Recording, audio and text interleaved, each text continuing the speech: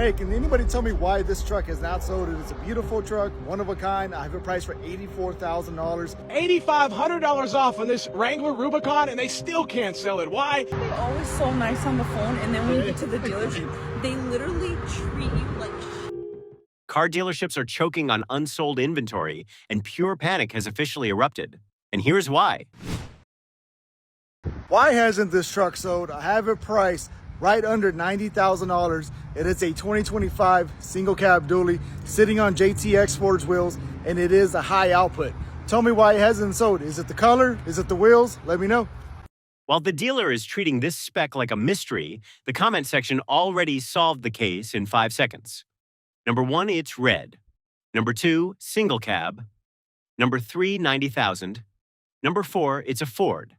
And if you scroll through the comments, plenty of people are saying it's nowhere near worth the $90,000 price tag he's claiming.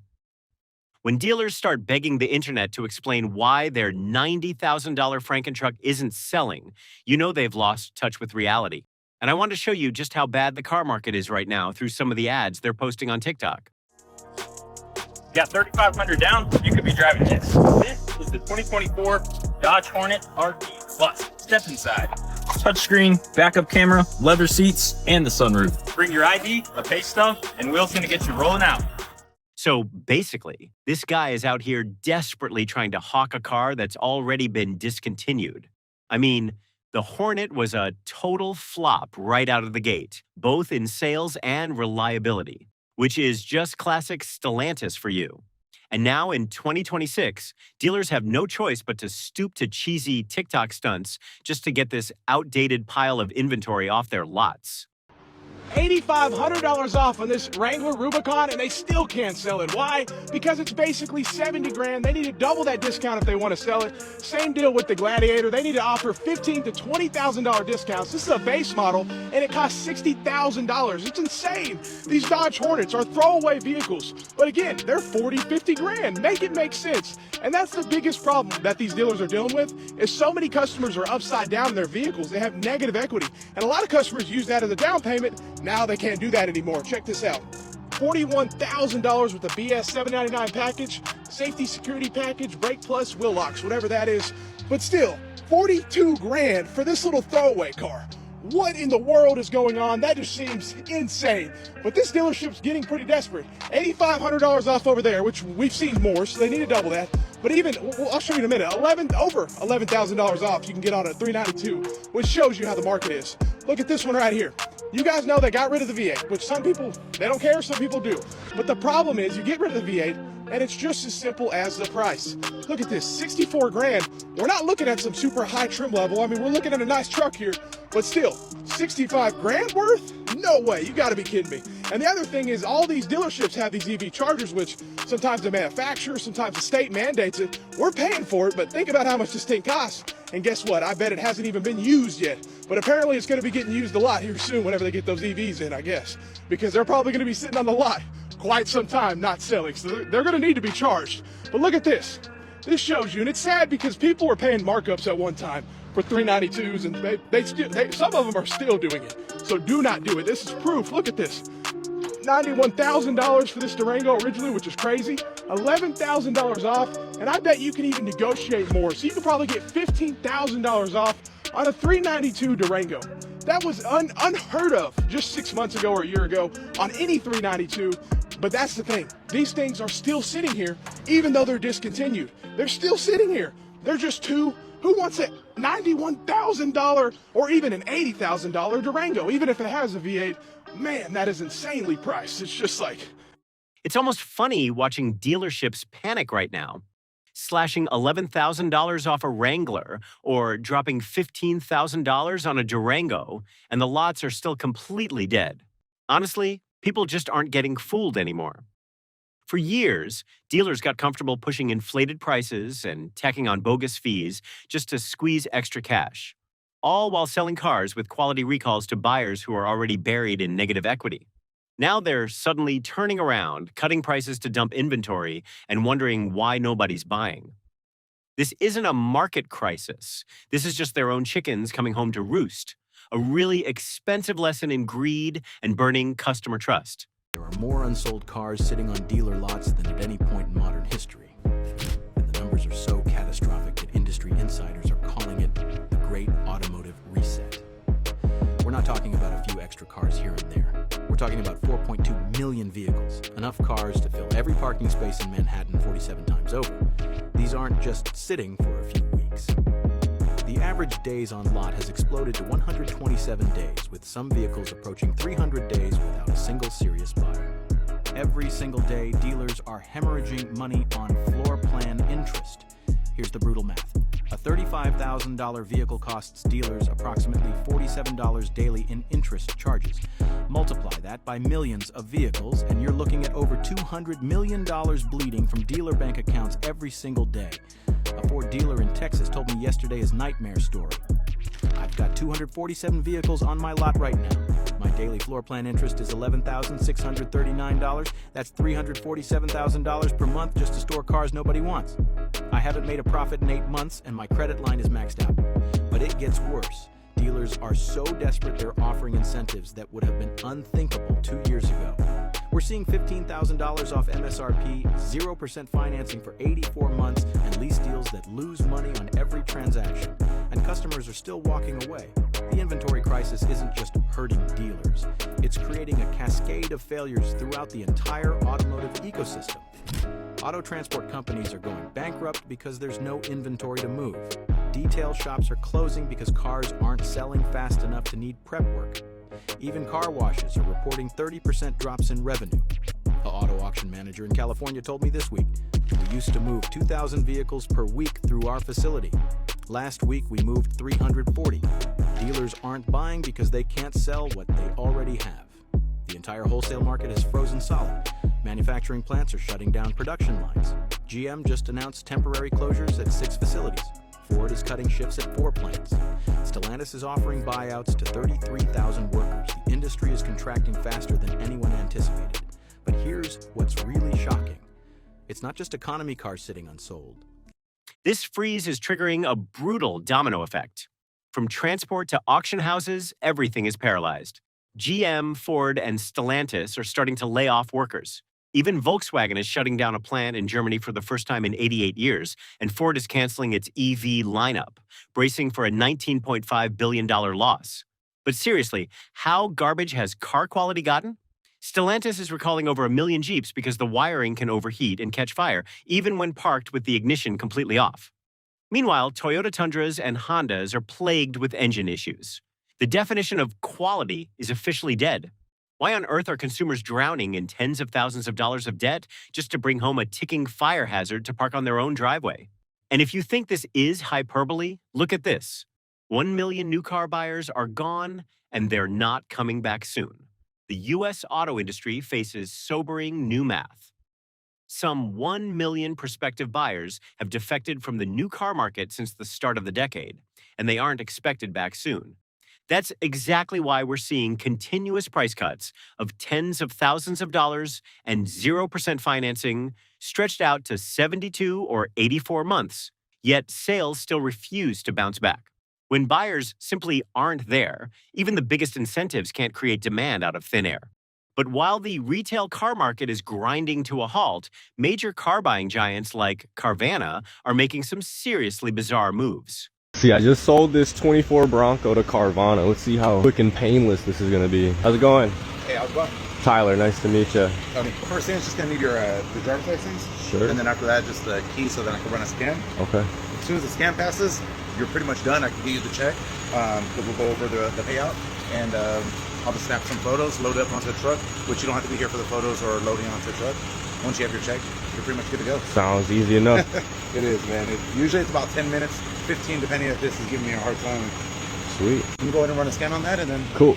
Now, Carvana's actually paying $2,000 over MMR for this Bronco. Good deal, honestly. I don't know how they're going to make any money selling it, but not my problem. So once you sign those, you're pretty much signing everything over, and we can go over the payout, and while you're doing that, I'll grab the check. Okay. All right. It says signature complete and everything. It looks like originally it was $24,400 minus the $90 for pickup fee. So the check should be $24,310. $24,310. And if you're good with that, we'll just go ahead and review it. But that's already active and live, so you're pretty much good to go. Lovely. That's all there is to it? That's it. I'll take photos. I'll load it. You don't have to be here for that because that's just my part. Sweet. And then there was just one key?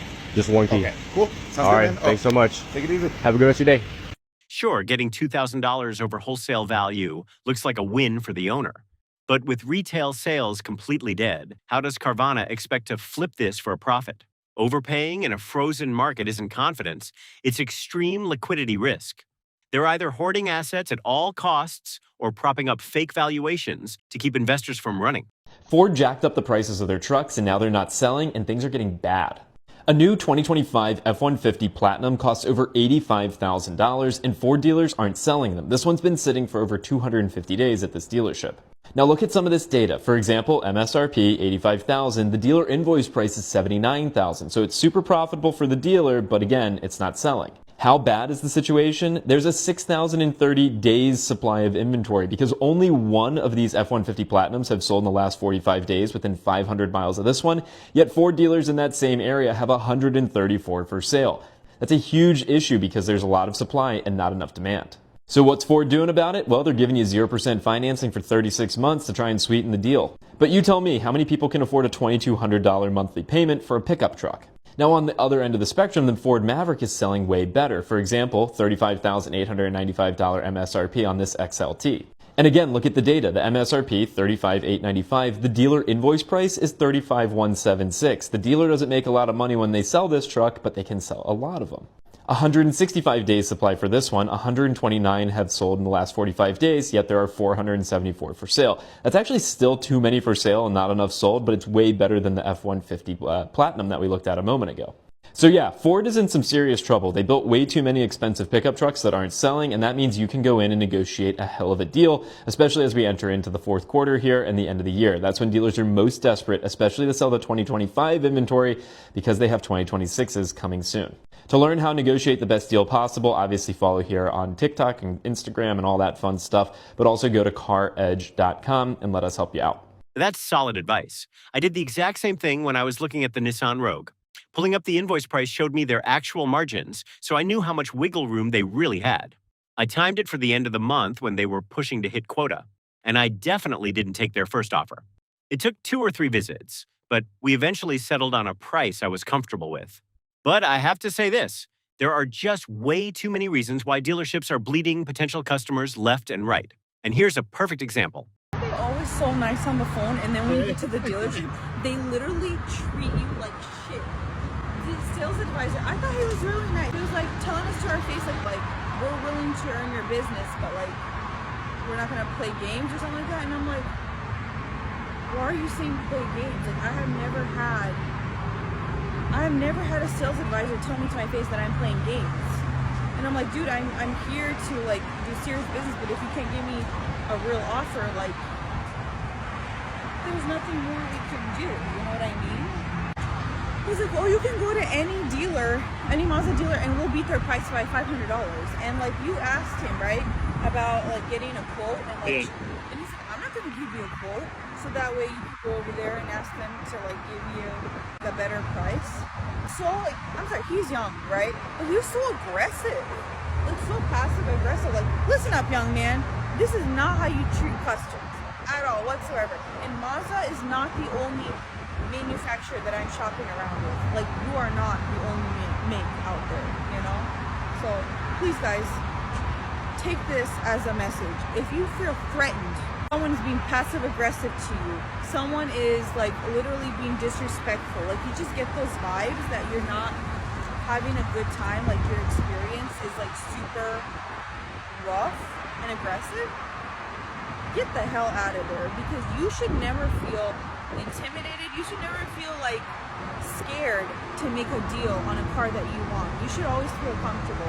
And so far I've met some really awesome people that I can now think that I'm probably going to go back to them and ask them if they can give me a better offer on the vehicle that I test drove and go from there. But damn, this shit is messed up. Why would you treat people so horribly? And it's not just people. Dude, I'm a Mazda customer. I own a Mazda. And you want me to get into another Mazda and you treat me like that? I don't recommend this. We're the best in all of Texas. No, you're not. Me and my husband were once told we couldn't afford a car at a Chevy dealer by the salesman based on the way we dressed that day. We earn very comfortably into six figures. Never will buy a Chevy now.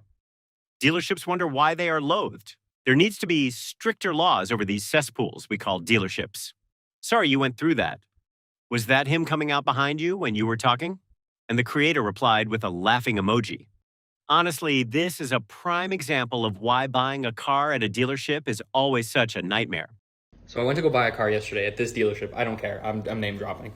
So I walk in. The price online was $23,000, which is a great deal. For the car that it was, $23 was a great price. So I get there and I'm like, hey, the price is still $23, and they're like, absolutely. So I test drive it. Great. I'm like, awesome. So we go to work numbers, and they're like, okay. So we've broken down the costs, and I'm like, hey, what's that right there? That $2,500. And they're like, oh, that's the Blazer cost. I'm like, the Blazer? And they're like, well, yeah, it's a package that we have to add on. Basically what it is it comes with 2 years of free maintenance and some floor mats for the car. And I was like, oh, no, thank you. I don't want that. I don't have any use for that. And they're like, oh, no, it's not optional. And I'm like, what? And they're like, yeah, it's not an optional package. It's $2,500. And I was like, so the car is $25,500, not $23,000. And they're like, no, the car's still $23,000. And I'm like, okay, then I don't want the package, and I'll pay for it at $23,000. And they're like, well, no, you still have to pay for the package. And I'm like, okay, well, then I'm going to leave. And then they're like, well, what can we do to make this work? And I was like, you can charge me $23,000, which is what the price is. And they're like, well, we can come down half of that price. And I was like, no, I want to pay the $23,000. There's no half or anything like that. I came down here for the price that was listed. I'm not paying over that price. And I'm not paying for this weird BS package. And they're like, well, it covers maintenance for the first 2 years. And I'm like, it's a fairly new car. Maintenance at best, just oil changes. That's at most, what, $200? So you're just ripping me off $2,300. And they're like, well, it comes with floor mats. And I was like, I can get floor mats for $50 on the internet. I don't need those floor mats. And then the best part is, after we have this argument for a while, they go and get the hire manager. And then after he comes, he's like, all right, well, let me go speak to my boss. And he leaves. And I'm sitting at this salesman's desk for like 20 minutes. And then after a while, the salesman goes, are you waiting for something? And I was like, yeah, for the sales manager to come back. And he goes, oh, he's not coming back. And I was like, what? He's like, oh no, he went home like 20 minutes ago. And I was like, he just left. Like, this dude was like, he's not making a deal. I'm just leaving. He said he was coming back and he just didn't. So weird. So Lindsay Chevrolet's ultimate close strategy is forcing junk fees and having the manager ghost you mid-negotiation. Bold move. What's the worst dealership trick you've ever seen? Drop it in the comments. So I went to go return my leased car today, right? And I get to the dealership and they're like, okay, great. We know you already sent in photos. We sent it to our team for like the lease returns. This is how much you owe for excessive damage and like wear and tear, right? The bill was $2,000. It was like $2,200. And I literally was like, I'm not paying that. I was like, I'm not fucking paying that. I've had this car for 3 years. Of course there's going to be like some wear and tear, right? It was a $1,300 charge for the scuff that was on the side of my car, right? $600 to remove the tint that I had on my windows, and another couple $100 for like the wheel having a scratch on it. I was like, I'm not doing that. So I leave. I find a body shop next to me, right? I go to the body shop. I show him the scuff. I'm like, how much will this be? He goes and grabs a liquid, some sort of magic liquid, rubs it on the car. The whole scuff goes away, completely gone. And he's like, nope, like, you're good. It's free. I'm like, thank you, right? So then I come to a tint shop. I'm here right now. They're removing the tint off my windows. $50. $50. I'm not going to fix the wheel. I don't have time for it. I'm over it. So that's going to be a couple $100. But like, you mean to tell me I just paid $50 for the $2,000 they were about to charge me? Like, get the out of here. This sounds like a total shakedown, clearly taking advantage of clueless customers who just want to avoid lease return drama. But hey, let's hit the comments first. My mom died and they refused to take back her lease. I provided the death certificate and they still turned me away. I told them you will take this car one way or another, now or repo this B. She got repoed 3 months later because they refused to take it. Dealerships are the worst. Leasing a car is a scam. And we've got a guy who did something pretty wild. I leased with tint and damage and just sold it to CarMax. Even got a check for my positive equity. But I wonder, how do you even sell a leased car? You don't even own it. Charging $600 for a $50 job is crazy, but asking $1,300 for a minor scratch? That's just straight up ridiculous. And it honestly makes me wonder, is this what's happening everywhere now? Since they can't make money selling cars anymore, are dealerships basically using service bays and lease returns as cash grabs to cover their losses? Like, are all the things they use to let slide suddenly turning into total shakedowns? And next is how the dealership trap actually works, straight from someone on the inside. Hey Dwayne, what's the most common dealership scam? I don't know if you'd call it a scam, but when you buy a car from a dealership, they get you into a oil change package, and that's so that you get used to using the dealership. So whenever you do have an issue with your car, you go back and pay their higher prices for repairs. This mechanic hit the nail on the head. Those free oil changes aren't generosity. They're textbook dealership bait and switch. They'll happily eat $50 today just to lock you into their ecosystem. Here's how it actually plays out. You roll in for your free oil change, and some slick service advisor hands you a $600 recommended maintenance invoice for stuff your car doesn't even need. By the time your warranty expires, you've been conditioned to walk right into their trap, shelling out $220 an hour in labor for work. A solid, independent shop could do better for half the price. Stop falling for the free cheese. Let me ask you something. How long have you been saying you're going to start looking for a new vehicle next month? Trust me, I hear that every day. The good news is you don't have to have everything figured out before you stop by. Whether you're looking for a Silverado, an SUV for the family, or just something reliable, we're here to help. Come see us at Forest City Chevrolet and let's find the right fit for you. And what you probably don't know is that this video was made entirely with AI. It's 2026, and if they're too lazy to even film the product in person, do you honestly think their cars are going to sell? With a personal profile of only 183 followers, I don't think anyone would make such an unwise move. Honestly, gotta give credit to that guy trying to sell the discontinued car earlier, though. At least he's actually putting in the work. This GMC Yukon behind me is $110,000, and I'm going to show you why. This is the Denali Ultimate trim. It comes with these massive 24-inch wheels, glacier white color, this massive black and chrome grille, 6.2-liter V8 with the quad-tip exhaust, woodland mahogany interior with the speakers and the headrest, panoramic sunroof, the massive 16.8-inch touchscreen. You have the Super Cruise self-driving mode and the night vision camera for the front, captain's chair seating for the back with the massive touchscreen for your rear entertainment and the 8-inch climate control. And an overall smooth ride with the air ride suspension. $110,000 is a lot of money, but is it worth it with everything you get with this? Make sure that you follow GM Clee. He's asking if $110,000 is worth it, as if the local Cadillac dealer doesn't exist right down the street. That is entirely too much money for a vehicle. The manufacturers have lost their mind. That's more than my house was. That's insane. $116,000 for something that'll throw a rod in a week or have a massive recall. No thanks. And a transmission that lasts $50,000 if you're lucky. It depreciated 15% during this video. I could buy a 2,500 GMC Sierra Denali Ultimate for less. Extension, please dial it now.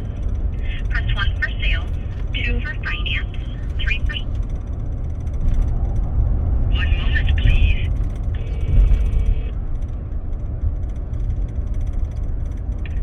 Thanks for calling Circle View GMC. This is Joe. How may I help you? Good morning, Joe. I was calling to see if that white GMC is still available. It's out in your lot out there. I drove by this morning and it is beautiful. Is it one of the used ones? No, it is I believe it's a brand new one. Okay. And which GMC? A Yukon, the Sierra? It was a Yukon XL. I believe the color was white. Yes. Yes, I know. It's right here in front. I can see it from my desk. And so, yes, it is still available. Gotcha. Would it be able to test drive it today if possible? Maybe me and the wife can swing by and check it out? Sure. When would you like to come by? Let me see here. I am going to be swinging by around noonish, 1 o'clock. Okay, and your name is? My name is Jeff. He literally had to put on a whole new persona just to see a car that was supposedly sold 5 minutes ago. Watch how fast that unavailable status magically evaporates the second he sounds a little bit richer. Pure magic.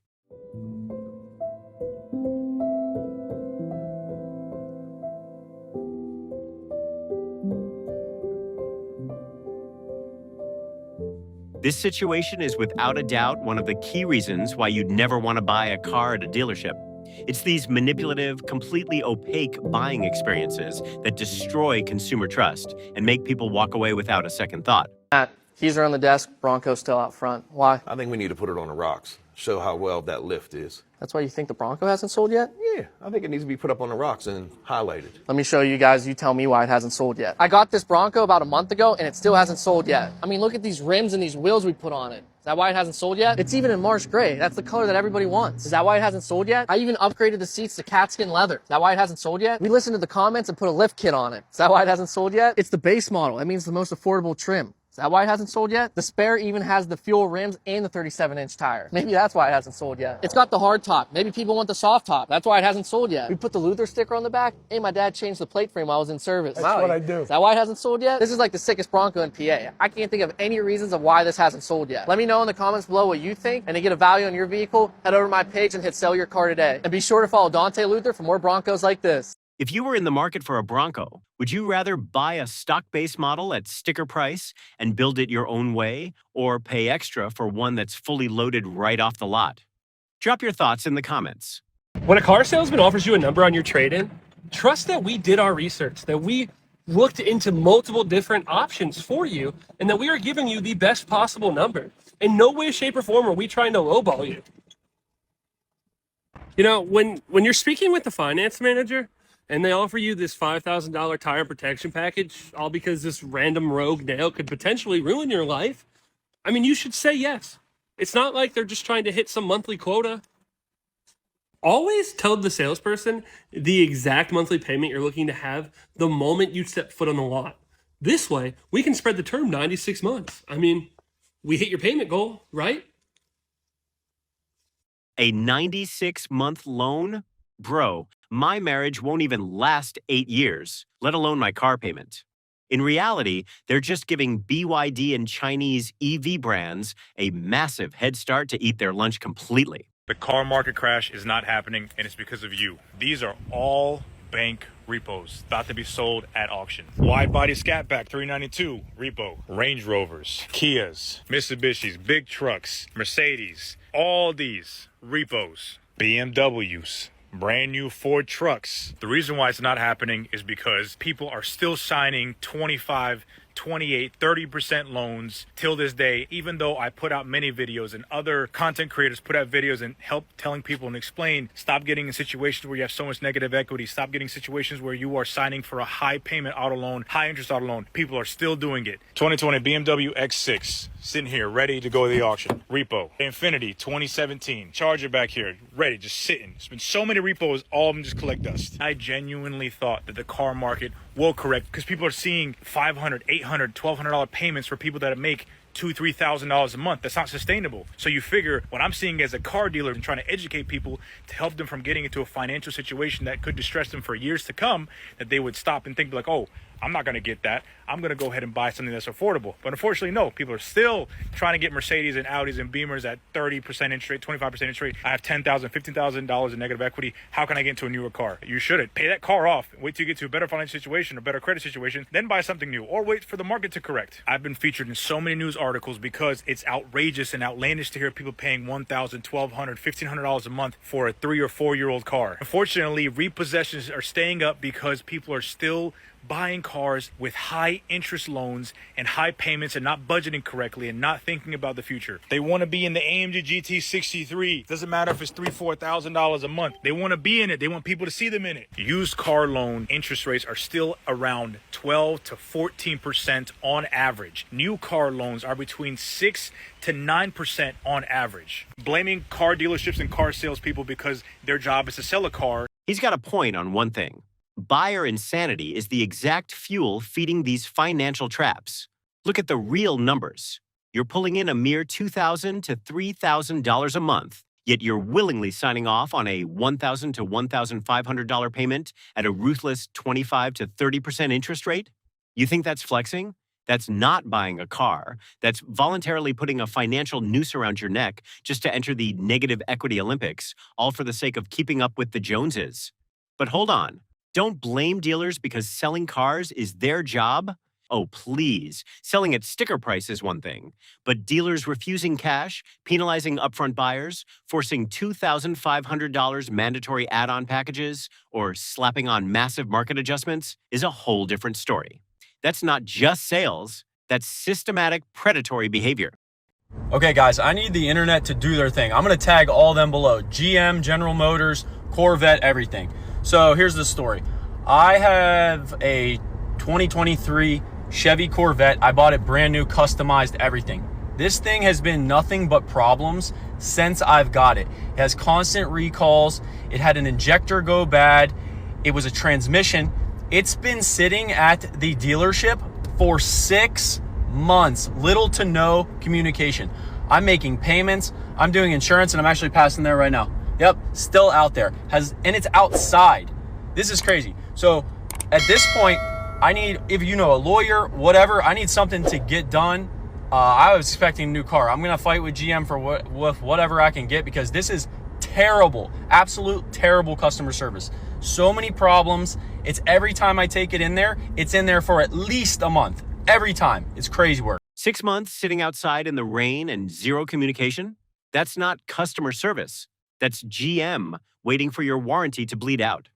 Get a lemon law attorney today, because corporate only responds when subpoenaed. Do not buy a 2012 GMC Terrain. That's probably one of the worst years to buy a GMC Terrain. Granted, don't get me wrong, this car has 180,000 miles, so it's definitely lasted quite a while. One of the main issues we constantly had on this vehicle is it burnt through oil super quickly. If I didn't constantly keep a jug of oil with me, I'm pretty sure this motor would have blown up by now. I'm pretty sure this vehicle is about to blow up, because every time you start it, one of the cylinders has a misfire. There's also something wrong electronically with this car, because no matter how long this car sits, even though I have a new battery, it always dies. Hey, if you're looking to get a newer GMC Terrain, we have a 2020 and we absolutely love the thing. But the older model GMC Terrains, just don't do it. Don't. Save yourself the money and don't do it. We also do have a 2007 GMC Yukon XL that we just bought. It's got a lot of mileage, and so far it seems to be doing pretty good. And my work truck right here has almost 300,000 miles on it, so it's definitely got its fair share. I guess you can say we're a GM exclusive family. And I've had no problem with GM vehicles except for this GMC Terrain. I've also heard that the older Chevy Equinoxes also suck. So just don't get the 2012 GMC Terrains. 180,000 miles on a 2.4-liter Ecotec Terrain? Bro, that engine isn't running on gasoline anymore. It's running on pure luck and a gallon of 5W30 every morning. GM didn't design a car, they built a rolling oil furnace. Buyer beware, if you are considering getting a GM product, please, for the love of God, stop. Don't do it. I bought a brand new 2026 Yukon AT4 Ultimate on December 29th of 2025.